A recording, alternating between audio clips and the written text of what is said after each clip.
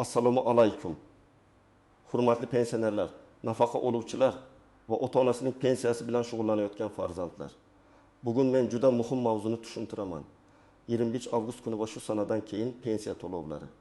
Qayta hisob-kitob hujjatlarni tekshirish va ayrim toifadagi pensionerlar uchun yuzaga kelishi mumkin bo'lgan o'zgarishlar haqida gaplashamiz. Bu ma'lumot har bir pensionerga tegishli bo'lishi mumkin. Chunki kichik bir xato ham pensiya kechikishiga, noto'g'ri hisoblanishiga yoki ortiqcha to'lov keyin qaytarib olinadigan qarzga aylanib qolishiga sabab bo'lishi mumkin. Men sizga murakkab qonun tilida emas, oddiy hayotiy misollar bilan tushuntirib beraman. Kim xavotir olishi kerak? Kimning pensiyasiga bu o'zgarish ta'sir qilmasligi mumkin?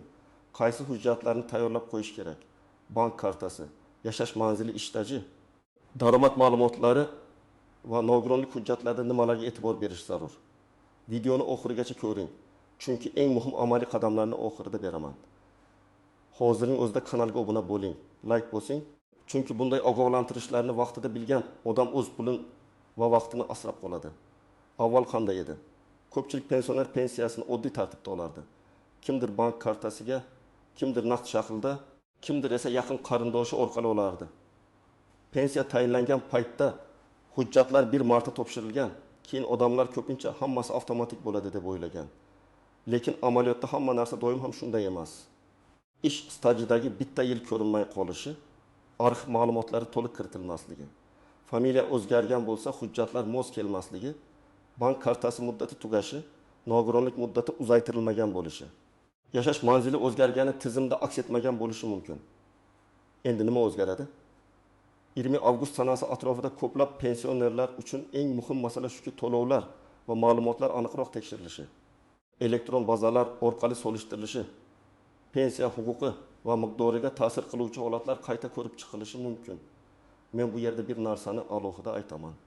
Har bir pensionerning pensiyasi albatta kamayadi yoki hammaning puli oshadi degan gap noto'g'ri. O'zgarish degani har doim ham pul miqdori keskin almashadi degani emas. O'zgarish ko'pincha tartibda, tekshiruvda, hujjat talabida, to'lov usulida yoki qayta hisoblash imkoniyatida bo'ladi. Masalan, bir pensionerning ish staji bazada 24 yil ko'rsatilgan. Aslida esa u 29 yil ishlagan. Agar arxiv hujjatlar topilsa va tizimga kiritilsa, uning pensiyasi qayta hisoblanishi mumkin. Boshqa bir odam esa pensiya tayinlangandan keyin ham ishlagan, lekin ish haqiga oid ma'lumotlar to'g'ri aks etmagan bo'lishi mumkin. Yana bir pensioner bank kartasining amal qilish muddati tugaganini sezmay yuradi. Natijada pensiya tushmay qolgandek ko'rinadi. Aslida pul hisoblangan bo'ladi, lekin kartaga o'tkazishda muammo chiqadi. Shuning uchun men bugun sizni vahimaga solish uchun emas, tayyorlash uchun gapiryapman. Chunki pensiya masalasida eng katta xato bu meni hech narsa qiziqtirmaydi.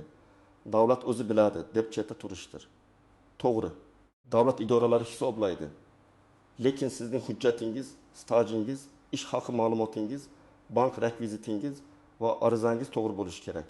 Bu sizning oylik daromadingiz, ro'zg'oringiz, dori-darmoningiz, kommunal to'lovingiz bilan bog'liq masala. Birinchi navbatda yaqinda pensiyaga chiqqan yoki endi chiqmoqchi bo'lgan fuqarolar e'tiborli bo'lsin. Agar siz pensiya yoshiga yaqinlashgan bo'lsangiz, hali vaqt bor deb kutmang. Ish stajingizni oldindan tekshirib qo'ying. Chunki eng ko'p muammo aynan shu joyda chiqadi. Masalan, fuqaro 1995 yildan 1992 yilgacha zavodda ishlagan, keyin korxona yopilgan. Mehnat daftarchasida yozuv bor, lekin arxivda ma'lumot topilmayapti. Agar bu yerda yil tasdiqlanmasa, pensiya hisobida farq paydo bo'lishi mumkin. Bu farq oyga 500 ming so'm bo'ladimi, 300 ming so'm bo'ladimi, vaziyatga qarab o'zgaradi. Lekin yilga hisoblasak, bu katta pul. Ikkinchi toifa pensiya olgandan keyin ham ishlayotgan pensionerlar. Ko'pchilik pensiya olayotib ishlash mumkinmi? Pensiya kamaymaydimi deb so'raydi. Bu masalada har bir to'lov turi amaldagi tartibga qaraladi. Oddiy yoshga doir pensiya olayotgan odam ishlayotgan bo'lsa, uning ish haqidan ijtimoiy to'lovlar va ma'lumotlar tizimda aks etishi kerak. Ba'zi holatlarda keyinchalik qayta hisoblash yoki ma'lumotlarni solishtirish zarur bo'ladi. Masalan, Abdulloh aka 63 yoshda pensiya oladi va qorovul bo'lib ishlaydi. Ish beruvchi uni rasmiylashtirmagan bo'lsa, bu bir tomondan mehnat huquqlariga zarar. Ikkinchi tomondan kelajakdagi hisob-kitoblarda ma'lumot ko'rinmasligiga sabab bo'ladi. Agar rasmiy ishlasa, ish haqi va to'lovlar elektron bazada aks etadi. Uchinchi toifa nogironlik pensiyasi yoki nafaqasi oluvchilar. Bu yerda eng katta xavf muddatli hujjatlar bilan bog'liq. Agar tibbiy mehnat ekspertiza hujjatining muddati tugagan bo'lsa, odam men baribir kasalman-ku deb yurishi mumkin, lekin tizim hujjatga qaraydi. Hujjat uzaytirilmasa, to'lov to'xtab qolishi yoki qayta tekshiruv talab qilinishi mumkin. Masalan, Malika opa 2-guruh nogironlik bo'yicha nafaqa oladi. Uning tekshiruv muddati avgust oyining oxirida tugaydi. U sentabrda boraman deb o'ylaydi. Lekin to'lov tizimi muddat tugaganini ko'rsa, keyingi oy to'lovda uzilish bo'lishi mumkin. Shuning uchun men bunday fuqarolarga hozirdan poliklinika, shifokor va tegishli komissiya bilan aloqani aniqlashtirib qo'yishni tavsiya qilaman. 4-toifa o'quvchisini yo'qotganlik pensiya yoki nafaqasi oluvchilar. Bu yerda o'quvchi yoki talaba farzandlar bo'yicha ma'lumotlar juda muhim. Agar farzand ma'lum yoshgacha o'qiyotgan bo'lsa, ayrim to'lovlar davom etishi mumkin, lekin o'qishdan chetlashtirilgan, akademik ta'til olgan yoki ta'lim muassasasi ma'lumoti tizimga tushmagan bo'lsa, savollar paydo bo'ladi.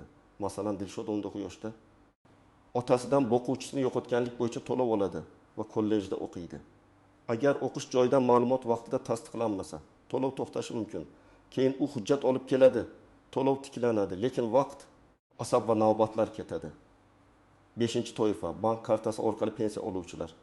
Bugun ko'pchilik pensiya karta tutishni odat qilgan.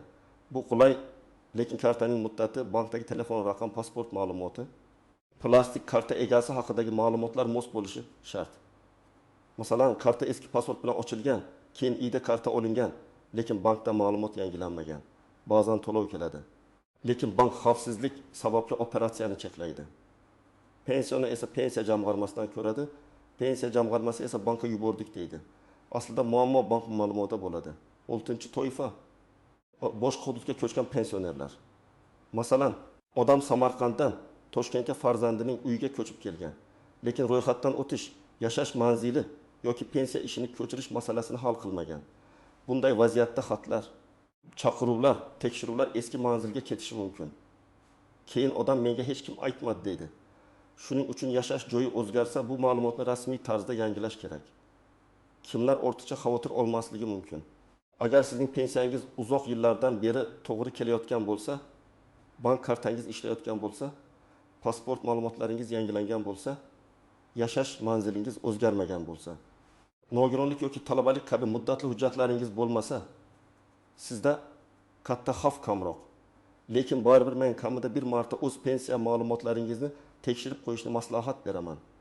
Chunki tekshirish bu shuh emas. Bu moliyaviy gigiyena. Endi eng muhim nozik jihatlarga o'tamiz. Birinchi nozik masala pensiya o'sishi va qayta hisoblanishi bir xil narsa emas. Ko'pchilik islohot bo'lyapti. Demak, hammaning pensiyasi bir xil foizga oshadi deb o'ylaydi. Aslida pensiya o'sishi davlat tomonidan belgilangan indeksatsiya eng kam miqdor yoki boshqa qarorlar bilan bog'liq bo'lishi mumkin. Qayta hisoblash esa sizning shaxsiy hujjatingiz, ish stajingiz, oylik maoshingiz, to'lov turiga bog'liq.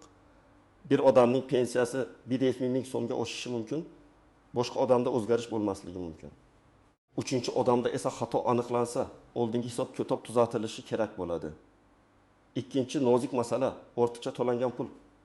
Ba'zi pensionerlar agar menga pul tushsa, demak bu menga tegishli deb o'ylaydi.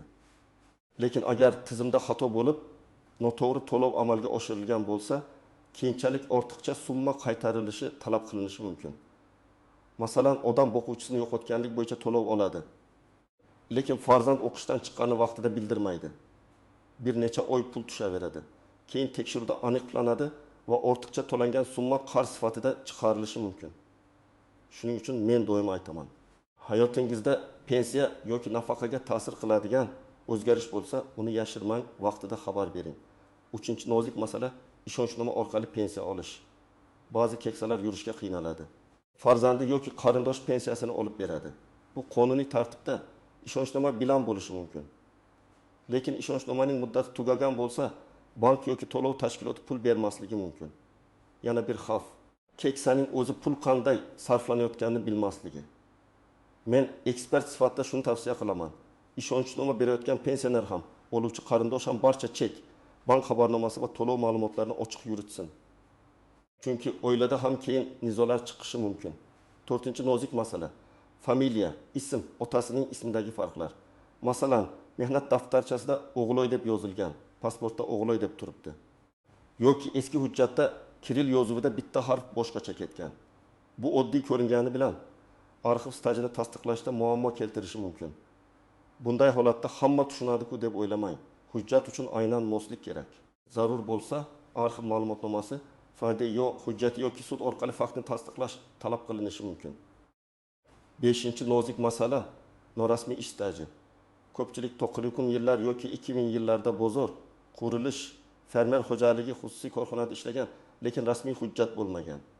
Afsuski men ishlaganman. Hamma biladi degan gapning o'zi pensiya hisobiga yetmasligi mumkin. Pensiya uchun hujjat to'lov, arxiv yozuvi, buyruq, ish haqi vedomosi kabi dalillar kerak bo'ladi. Agar sizda shunday davrlar bo'lsa, avvaldan eski ish beruvchi, arxiv tuman hokimligi arxivi yoki tegishli tashkilotlardan ma'lumot qidiring. 6-nozik masala chet elda bo'lgan davrlar. Ayrim fuqarolar Rossiya, Qozog'iston, Koreya yoki boshqa davlatlarda ishlagan. Bu davrlar pensiya hisobida qanday aks etishi alohida tartiblarga bog'liq bo'ladi. Hamma chet eldagi ish avtomatik tarzda stajga qo'shilmaydi. Mehnat shartnomasi, ijtimoiy sug'urta to'lovlari, davlatlararo kelishuvlar va tasdiqlovchi hujjatlar muhim. Shuning uchun chet elda ishlagan bo'lsangiz, u yerdagi ish hujjatlarini yo'qotmang, tarjima va tasdiq talab qilinishi mumkinligini hisobga oling. 7-nozik masala. Qarzdorlik va undiruvlar. Ayrim pensionerlarning bank kartasidan kredit, aliment, sud qarori yoki boshqa qarzdorlik bo'yicha ushlab qolishlar bo'lishi mumkin. Pensioner pensiyam kamayib qoldi deydi. Lekin aslida pensiya miqdori kamaymagan, bank yoki ijro organi ushlab qolgan bo'ladi. Bu holatda pensiya jamg'armasiga borishdan oldin bankdan ko'chirma oling. Karta bo'yicha qaysi summa tushgan, qaysi summa ushlangani aniqlang. Chunki muammoning manbai boshqa joyda bo'lishi mumkin. 8-nozik masala firibgarlar. Har safar pensiya islohoti, oshirish, kompensatsiya, yangi to'lov haqida gap chiqsa, firibgarlar ham faollashadi. Ular telefon qilib, pensiyangiz oshishi uchun kodni ayting. Kartangizni yangilaymiz. Bir martalik yordam puli chiqdi. Pasportingiz rasmini yuboring deyishi mumkin. Men qat'iy ogohlantiraman. SMS kodini hech kimga aytmang. Karta raqami va amal qilish muddati bilan birga maxfiy ma'lumotlarni yubormang. Telegram orqali kelgan shubhali havolarga kirmang. Rasmiy ma'lumot faqat davlat idoralari, bankning rasmiy kanali yoki shaxsan murojaat orqali tekshiriladi. Endi eng kerakli qismga keldik. Men sizga aniq harakatlar rejasini beraman. Birinchi qadam, o'zingizning pensiya hujjatlaringizni yig'ib chiqing. Pasport yoki ID karta, mehnat daftarchasi, pensiya guvohnomasi bo'lsa, bank karta ma'lumotlari, ish stajini tasdiqlovchi arxiv ma'lumotnomalari, harbiy xizmat hujjatlari, diplom, farzandlar haqidagi ayrim hujjatlar, nogironlik bo'yicha tibbiy xulosa. Boquvchisini yo'qotganlik bo'yicha hujjatlar alohida papkada tursin. Hujjatlar uyda har joyda sochilib yotmasin. Ikkinchi qadam, bank kartangizni tekshiring. Kartaning amal qilish muddati qachongacha? Telefon raqamingiz bankda to'g'ri turibdimi? Pasport ma'lumotlaringiz yangilanganmi? Agar karta muddati yaqin orada tugasa, bankka oldindan boring. Pensiya tushadigan kun kelib, keyin karta ishlamay qolsa, navbat asab va kechikish paydo bo'ladi. Agar pensionerning o'zi bora olmasa, bankdan uyga xizmat, ishonchnoma yoki qonuniy vakillik tartibini so'rab bilish kerak. 3-qadam. Pensiya jamg'armasi bo'limi yoki tegishli davlat xizmatlari orqali pensiya ma'lumotlaringizni tekshiring. Siz mening ish stajim necha yil hisobga olingan, pensiyam qanday asosda hisoblangan, qo'shimcha hujjat topshirsam qayta hisoblash mumkinmi deb so'rashingiz mumkin. Savol berishdan uyalmang. Bu sizning huquqingiz. Agar og'zaki javob tushunarsiz bo'lsa, yozma murojaat qiling. Yozma murojaatda ism familiyangiz, pasport ma'lumotingiz, yashash manzilingiz, telefon raqamingiz va aniq talabingiz bo'lsin. Masalan, mening pensiyam hisobida 1997-1993 yillardagi ish stajim inobatga olingan, olinmaganini tekshirib berishingizni so'rayman deb yozish mumkin. 4-qadam, ish stajidagi bo'sh joylarni aniqlang. Mehnat daftarchasini varaqlab chiqing. Qayerda ishga kirganingiz, qayerda ishdan chiqqaningiz, buyruq raqami, sana, muhr bormi? Agar muhr o'qilmasa, yozuv xato bo'lsa, arxivdan tasdiq olishga harakat qiling. Eski korxona yopilgan bo'lsa, uning hujjatlar qaysi arxivga topshirilganini tuman yoki shahar arxivlaridan so'rang. Buni oxirgi kunda qilmang. Arxiv javobi ba'zan bir necha kun emas, bir necha hafta talab qilishi mumkin. Beshinchi qadam, agar nogironlik o'quvchisini yo'qotganlik yoki talabalik bo'yicha to'lov olayotgan bo'lsangiz, muddatlarni yozib qo'ying. Telefoningizga eslatma qo'ying yoki devordagi kalendarga belgilang. Qaysi hujjat qachon tugaydi? Qachon qayta ko'rik? Qachon o'qish joyidan ma'lumotnoma kerak? Agar siz keksa ota-onangiz uchun shug'ullanayotgan bo'lsangiz, ularning hujjat muddatlarini o'zingiz nazorat qiling. Chunki ota-onamiz ko'pincha mayli, keyinroq deb yuradi, lekin tizim muddatga qaraydi. 6-qadam, rasmiy manbadan tashqari gaplarga ishonmang. Mahallada kimdir 22 avgustdan hammaning pensiyasi 2 barobar bo'larkan desa ham, kimdir pensiya bekor bo'larkan desa ham, darhol vahimaga tushmang. Rasmiy qaror, pensiya jamg'armasi ma'lumoti, bank xabari yoki davlat xizmatlari orqali tasdiqlang. Men har doim aytaman, pensiya masalasida eng xavfli narsa yolg'on xabar asosida noto'g'ri harakat qilishdir. Masalan, odam shubhali havolaga kirib karta ma'lumotini beradi va pensiyasidan ayriladi. Keyin islohot emas, firibgarlik zarar keltiradi. 7-qadam, agar pensiya tushmasa, tartib bilan tekshiring. Avval bank ilovasidan yoki bankomatdan hisobingizni ko'ring. Keyin bankdan ko'chirma oling. Pul umuman kelmaganmi yoki kelib ushlab qo'linganmi? Shundan keyin pensiya jamg'armasiga murojaat qiling. Agar bank pul kelmagan desa, jamg'armadan to'lov yuborilmaganini so'rang. Agar jamg'arma yuborilgan desa, bank bilan yozma ravishda aniqlashtiring. Har bir bosqichda hujjat yoki ko'chirma oling. Og'zaki gap ertaga esdan chiqadi. Yozma dalil esa muammoni hal qilishda yordam beradi. 8-qadam, pensiya miqdori noto'g'ri deb o'ylasangiz, hisob kitobni talab qiling. Menga kam berishyapti deyishning o'zi yetarli emas. Qaysi davr staji kirmagan, qaysi ish haqi hisobga olinmagan, qaysi qo'shimcha hujjat bor, shuni ko'rsatish kerak. Masalan, siz 30 yil stajim bor deb o'ylaysiz. Tizimda 26 yil chiqyapti.